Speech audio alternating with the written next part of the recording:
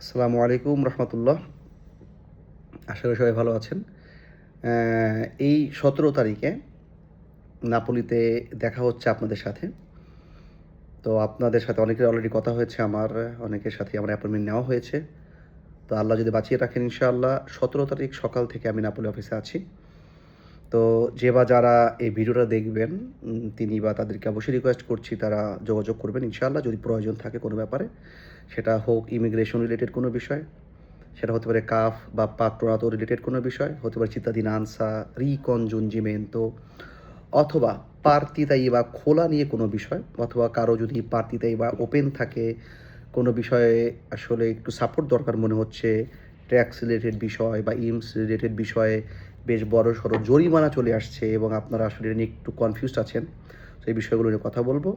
যে কোনো ধরনের অ্যাডভোকেট সার্ভিস, সেটা ওটা হোক সিভিল বা পেনাল রিলেটেড অথবা ইমিগ্রেশন রিলেটেড হতে পারে, অথবা অন্য যে কোনো বিষয় আমরা আপনাদের সামনে হাজির হচ্ছি ইনশাল্লাহ। আমি আসছি নাপোলিতে 17 তারিখে। সো দেখা হচ্ছে নাপোলি অফিসে। আপনাদের সবার জন্য শুভকামনা এবং আমাদের জন্য দোয়া করবেন। ভালো থাকবেন। আসসালামু আলাইকুম রহমতুল্লাহ।